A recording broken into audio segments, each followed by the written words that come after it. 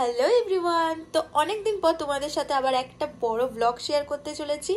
আমি কিন্তু খুব সুন্দর একটা জায়গায় আজকে বেড়াতে যাব। আজকে মানে এখন বাজে রাত 11:45। আমি ঠিক যাব 3টে নাগাদ বেরোবো, কিন্তু আমাকে উঠতে হবে 2টোয়।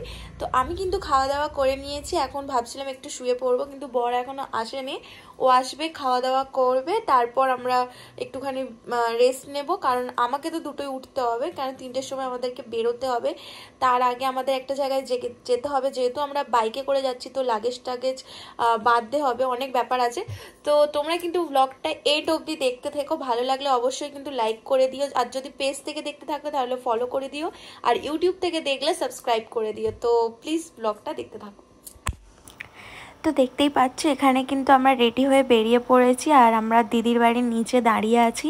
ওরা সবাই আসবে, ওরা লাগেজ প্যাক করছে, কেন অনেকটা দূরের রাস্তা, তো সামান্য কথা নয়, অনেক কিছু প্যাকিং থাকে, অনেক কিছু রেডি করে রাখতে হয় সেফটির জন্য, অনেক কিছু।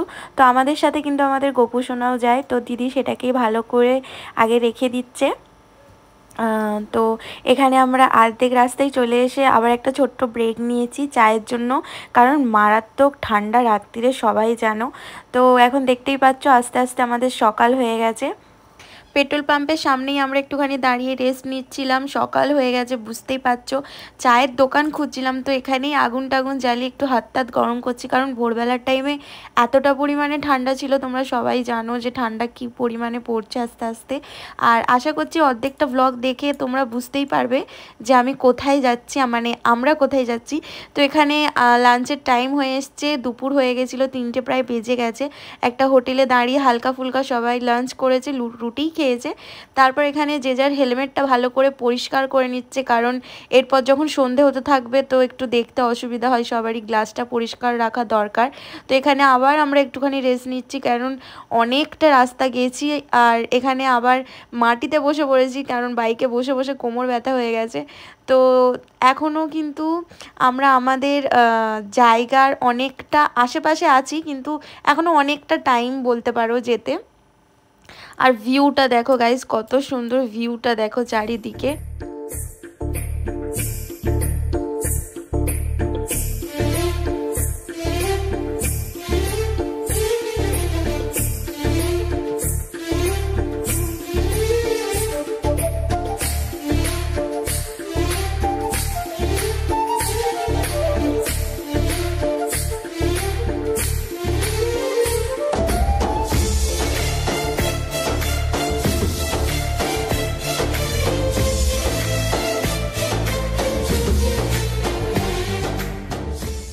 কিন্তু আমরা ঢুকে গেছি আমাদের ডেস্টিনেশনে, একদম বাবার কাছে। বুঝতেই পারছো আমরা দেওঘর গেছিলাম, ইয়েস বাইকে করে, যেহেতু আমরা রাইডার আমাদের কোনো কষ্ট হয় না, হলেও সেটাকে আমরা মানে আমরা যে ভিউগুলো পাই সেটা দেখে আমাদের কষ্ট সব ভুলে যায়। তো এখানে রাতের একেবারে ডিনার করতে বেরিয়ে পড়েছি, সেই দিনকে আর কোথাও যেতে পারিনি, কারণ আমাদের হোটেলে ঢুকতেই অনেকটা লেট হয়ে গেছিলো, অনেকটা টাইম লেগে গেছিলো। তো এখানে সবাই ঝটপট করে আগে ডিনারটা সেরে নেবো, কারণ সকালবেলায় আমাদেরকে পুজো দিতে বেরোতে হবে। তো সকালবেলা দেখতেই পাচ্ছ রেডি হয়ে গেছি, ওরা ওখানে ফটো তুলছিল, এখানে আমি আর আমার বর একটুখানি ক্লিপ নিয়ে নিলাম, আমিও হালকা ফুলকা রেডি হয়ে গেছি। তো এখানে টোটো করে, একটাই টোটো করেছি, সবাই মিলে একটা টোটোতে করেই গেছি, দেখতেই পাচ্ছ এই ওর কোলে বসে, কারণ এখানে সব কিছু খুঁজতে করতে অনেকটাই টাইম লাগবে, যেহেতু সবাই প্রথমবার এসছে, কিন্তু আমার বর এর আগে গেছিলো। তো মন্দিরের ভেতরে ঢুকে গেছি, আর এখানে সব নতুন যারা বিবাহিত কাপল তারাই দেখছি বেশি করছে। তো এই যে দেখছো আমাদের মন্দিরটা কি সুন্দর লাগছে, মনটা ভরে যাবে। তো এখানে পুজোর জন্য সমস্ত জল আর সমস্ত ফুল টুল সব নিয়ে নিয়েছি, আর আমার বড় এগিয়ে এগিয়ে যাচ্ছে ওই ঘটিটাকে ধরে। তো এই যে মন্দিরের আশেপাশের ভিডিওটাও আমি তোমাদেরকে দেখাচ্ছি, যতটা পেরেছি ততটা নিয়েছি ভিডিওটা। এই যে ও এখানে এসেও ফোনে ব্যস্ত ছিল। আর সবচেয়ে ইন্টারেস্টিং পার্ট, এখানে যখন বাবার পুজো হচ্ছিল ভেতরে কিন্তু ভিডিও করা মানা, তোমরা সবাই জানো, কিন্তু আমার বোন অনেক রিকোয়েস্ট করে কিছু কিছু ভিডিওর ক্লিপ নিতে পেরেছি আমরা, আর খুবই ভালোভাবে পুজো দিয়েছি। মুখের অবস্থা দেখছো, খুবই টায়ার্ড হয়ে পড়েছি। তারপর বিকেলবেলা বেরিয়ে পড়েছিলাম আমরা লাঞ্চ করতে। হ্যাঁ, বিকেলবেলাই হয়ে গেছিলো, পুজো টুজো দিতে আমাদের অনেকটা টাইম লেগে গেছে। তো এখানে সবাই মিলে চলে এসেছি লাঞ্চ করতে। তো এখানে তাড়াতাড়ি করে সবাই লাঞ্চটা করে নিলাম। আর দুপুরবেলা আমরা পেট ভরে খাবার খেয়েছি, ভাত খেয়েছি, চিকেন টিকেন নিয়েছি সব। তারপর আবার আমরা এখানে একটুখানি এগিয়েছি রাস্তার দিকে। এটা হচ্ছে পরের দিনের ভিডিও ক্লিপ, যেদিনকে আমরা সন্ধ্যাবেলা বেরিয়েছিলাম বাসুকিনাথের ওখানে পুজো দেওয়ার জন্য। কারণ সবাই বলে যে দেওঘরে গিয়ে বাসুকিনাথের ওখানে পুজো না দেওয়া মানে পুজোটা কিন্তু অসম্পূর্ণই থেকে যায়।